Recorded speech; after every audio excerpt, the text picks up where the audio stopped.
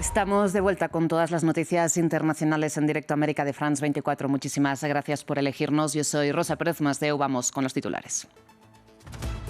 Mediadores de Qatar se reunirán este martes con miembros de Hamás para estudiar el plan de Donald Trump para un cese el fuego en la Franja de Gaza. Un plan matizado por el primer ministro israelí Benjamin Netanyahu, que aseguró que no implica la retirada total de sus tropas del enclave palestino.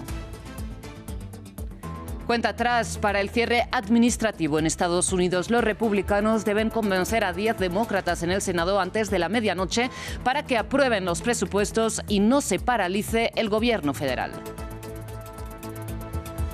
En Ecuador, por segunda semana continúan las protestas convocadas por la Confederación de Nacionalidades Indígenas contra la eliminación del subsidio al diésel. La CONAIE acusa a la fuerza pública de haber asesinado a un manifestante, mientras el gobierno de Noboa sostiene que 17 militares fueron retenidos.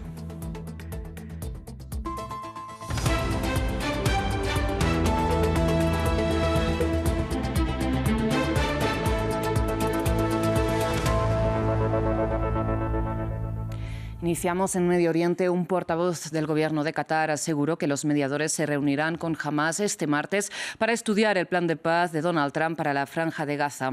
El presidente estadounidense, de hecho, acaba de advertir que el grupo palestino tiene 3 o 4 días para responder, mientras el ala colona del gobierno israelí ya rechazó la propuesta, a pesar de que Benjamin Netanyahu la matizó después de comparecer en la Casa Blanca. El primer ministro de Israel aseguró que la idea no implica la retirada de sus tropas del enclave y reiteró que no acepta la creación de un Estado palestino, aunque el texto lo menciona.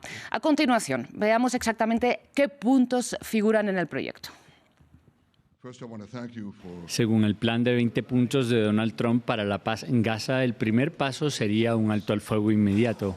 Hamás tendría entonces 72 horas para liberar a los 48 rehenes que permanecen en Gaza, de los cuales al menos 25 han fallecido según el ejército israelí. A cambio, Israel liberaría a 250 prisioneros palestinos y a 1.700 habitantes de Gaza detenidos desde el inicio del conflicto. El plan prevé una retirada gradual y escalonada de las fuerzas israelíes en Gaza. Inicialmente, la Franja de Gaza estaría gobernada por una junta de paz, tecnocrática y apolítica, integrada por palestinos y expertos internacionales, dirigida y presidida por el presidente de los Estados Unidos, Donald Trump.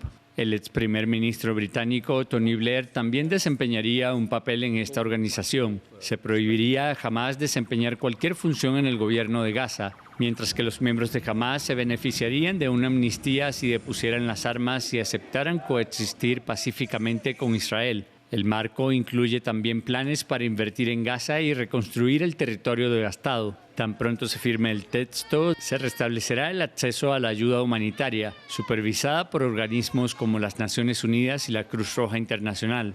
Una fuerza de estabilización internacional con el respaldo de los Estados árabes mantendrá la paz. A largo plazo se permitiría a la autoridad palestina asumir el control del territorio tras ciertas reformas, y el plan dejaría la puerta abierta a la eventual creación de un Estado palestino. Pero si Hamás rechaza el plan o no lo cumple, Trump afirma que Israel contaría con el respaldo de Estados Unidos para, según sus palabras, terminar el trabajo de destruir la amenaza de Hamás. A continuación, nuestra corresponsal en Jerusalén, ya la conocen, Yanira Gómez Muñoz, nos explicó qué reacciones ha generado este plan entre las autoridades, los grupos y el pueblo palestino. Nunca antes en estos 2 años Hamás había estado tan presionado para suscribir un acuerdo que es vago, sin plazos, sin garantías de seguridad por parte de Israel, que tiene puntos que ya se encontraban en las propuestas anteriores de la administración Biden, pero con tal acogida internacional y de países árabes tan grande que limita las opciones de Hamás. Así que, obviamente, la reacción de Hamás, por lo que sabemos, es que Qatar y Egipto han entregado el texto al jefe de Hamás en Gaza y a la delegación en Doha, y que el grupo palestino lo está estudiando.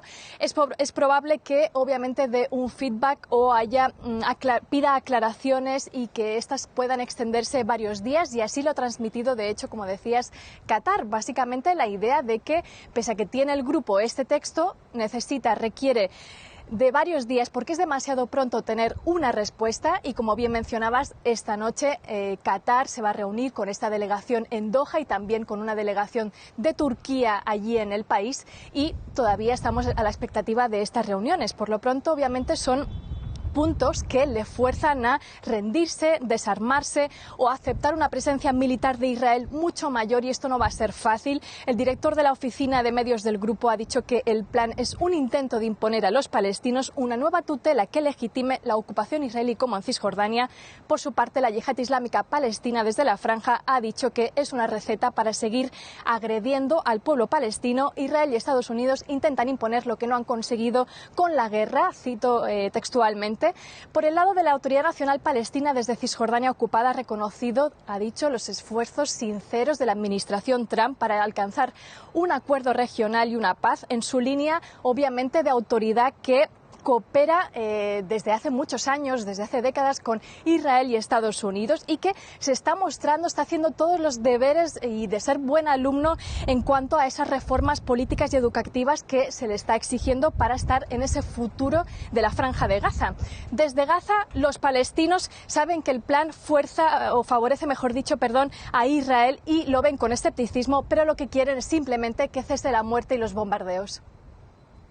Estaremos pendientes de los desarrollos en Medio Oriente. Mientras tanto, cambiamos de información porque Donald Trump se dirigió este martes a los jefes militares de Estados Unidos reunidos en Quantico, en Virginia, para, según el mandatario, resucitar el espíritu guerrero de las Fuerzas Armadas del país. Conectamos a esta hora con nuestra corresponsal en Washington, D.C., con Natalia Cabrera. Natalia, buenos días. Fue un discurso sin grandes anuncios, ¿no? Cuéntanos por qué hicieron entonces venir desde todo el mundo a los altos mandos del ejército para darles las gracias y ya está. Hola Rosa, buenos días. Pues sí, es una reunión poco común en la que fue el secretario de Guerra, Pete Hegseth, el que había convocado a todos los líderes de todo el mundo para darles estas nuevas instrucciones y pasar, según dijo, de una postura de defensa a una de guerra. Justamente lo que hizo fue reforzar, y el presidente Donald Trump también se encargó de eso, de esta retórica de lograr la paz a través de la fortaleza, siendo Estados Unidos el ejército que más invierte en defensa en el mundo.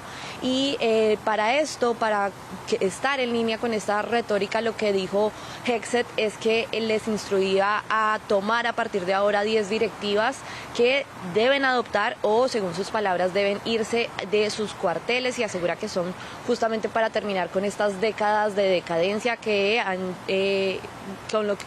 sin las que quiere llevar al ejército a los más altos estándares, entre los cuales están los físicos. Dijo que rechazaba que entre las filas estuvieran algunos soldados con sobrepeso. También les pidió afeitarse, verse más profesionales.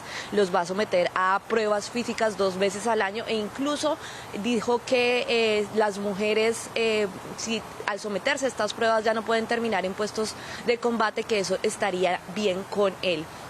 Todo esto, por supuesto, el presidente Donald Trump lo que quiere hacer es seguir reforzando esta dinámica de que tiene el ejército más fuerte del mundo y que está dispuesto a usarlo, otra vez repitiendo que ha logrado en pocos meses terminar con varias guerras en el mundo, a pesar de que no ha logrado lo propio con la guerra en Ucrania, reconociendo que está tomándole más de lo que esperaba, y justamente diciendo que debería merecer el Premio Nobel de la Paz por estos esfuerzos, como ya lo ha repetido en varias oportunidades, que es en realidad su objetivo a lograr.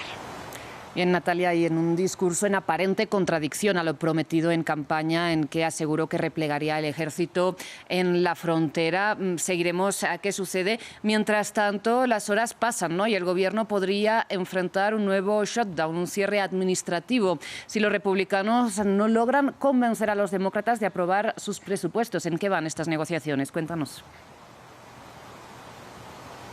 Pues bueno, para el día de hoy se prevé un voto en el Senado.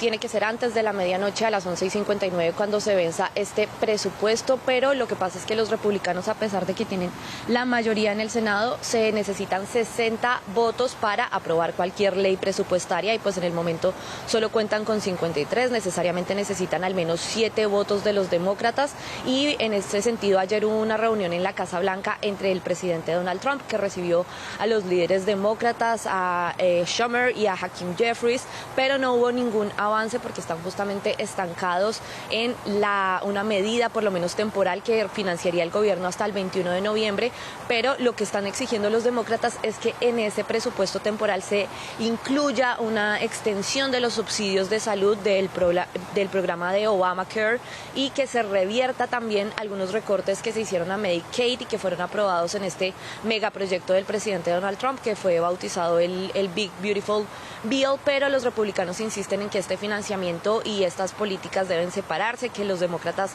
lo que quieren es darle estos beneficios supuestamente a los migrantes indocumentados, y el presidente prácticamente dejó ver que ya lo que viene es el cierre inminente y que serán justamente los demócratas los responsables, ya que justamente se van a preparar también para realizar algunos despidos masivos de estos empleados no esenciales que se vean afectados por este shutdown o cese de actividades. Natalia, pues seguiremos contigo lo que sucede en las próximas horas, a ver si efectivamente, como dice Trump, hay un cierre inminente cuando llegue la medianoche. Muchísimas gracias. Pasamos a Ecuador, donde avanzan las protestas de la Confederación de Nacionalidades Indígenas en contra del gobierno de Daniel Noboa, que, recordemos, suprimió el subsidio al diésel. La CONAIE y el presidente Noboa se acusan mutuamente de perpetrar acciones violentas, luego de que el gobierno ecuatoriano asegurara que 17 militares fueron secuestrados en el marco de las manifestaciones lideradas por organizaciones indígenas a raíz de la eliminación del subsidio al diésel. La Confederación de Nacionalidades Indígenas del Ecuador negó rotundamente estar involucrada en las presuntas retenciones. Entonces, yo desconozco, nosotros no somos pueblos que secuestramos, no somos extorsionadores. Nunca hemos hecho ese trabajo. Eso es solamente invento para, a pretexto de eso, ingresar al territorio, asesinar, fusilar. Entre tanto, este lunes se realizó la ceremonia fúnebre de Efraín Fueres, un manifestante que, según la CONAIE, fue asesinado por la fuerza pública. Su familia pidió justicia y sindicó a miembros de las Fuerzas Armadas como responsables de su fallecimiento. Mi esposo era dirigente, era un líder de la comunidad, así como era para mí. Era todo. Sí, pero él no tenía armas, no tenía ni siquiera un palo para defenderse, y los policías, los militares le dispararon. Entre tanto, el presidente Daniel Noboa denunció que los manifestantes atacaron de forma violenta un convoy en el que se transportaba junto a diplomáticos en la provincia de Imbabura, epicentro de las movilizaciones. Por su parte, las Naciones Unidas instaron al gobierno y a las organizaciones indígenas a entablar un diálogo urgente para que cesen las acciones violentas. Dejamos Ecuador y cerramos en China, donde 11 personas fueron condenadas a muerte acusadas de pertenecer a una red criminal dedicada a fraudes telefónicos. Esto solo 2 días después de la condena a muerte del exministro de Agricultura. Nuestro corresponsal en Beijing, Adrián Fonsillas, nos cuenta más. 11 familiares han sido condenados a muerte por liderar un imperio mafioso de juego ilegal, prostitución y especialmente de estafas telefónicas en todo el mundo. Lo hacían desde Myanmar, muy cerca de la frontera con China, un territorio sin ley donde lucha el ejército y las guerrillas étnicas. La organización atraía hasta Tailandia con ofertas falsas de trabajo a africanos y asiáticos, sobre todo a chinos, y desde ahí eran conducidos a Myanmar, donde eran encerrados y obligados a participar en esos engaños a través de internet o teléfono para sacar el dinero a incautos de todo el mundo. Si se negaban, recibían palizas. Hace años que operan esas mafias, que en su cúspide llegaron a contar con 10.000 trabajadores esclavizados, pero llegaron a las portadas recientemente cuando se supo que un actor chino había caído en sus redes. China había emitido una orden de detención del clan familiar 2 años atrás y presionó al gobierno birmano para que la ejecutara. La noticia llega 2 días después de que también se dictara la pena de muerte para el exministro de Agricultura, Tan Renyan, esta vez con la habitual fórmula de los 2 años de suspensión que suele conducir a la conmutación por cadena perpetua. Sorprende este encadenamiento de condenas máximas porque China hace ya muchos años que reserva las ejecuciones a los casos más extremos. Ha introducido reformas legales que obligan al Tribunal Supremo a aprobar las condenas a muerte que dictan los tribunales provinciales y ha reducido el número de delitos que conducen a ellas. En el caso de los mafiosos, el tribunal tuvo en cuenta los delitos de sangre. Al menos 10 trabajadores fueron asesinados al tratar de huir. En el caso del exministro, influyó su dilatadísima pulsión corrupta. Durante 17 años recogió 38 millones de dólares en sobornos. Solo la confesión la ha salvado del cadalso. Con este reporte desde China cerramos esta edición informativa. Muchísimas gracias por su atención. Enseguida regresamos.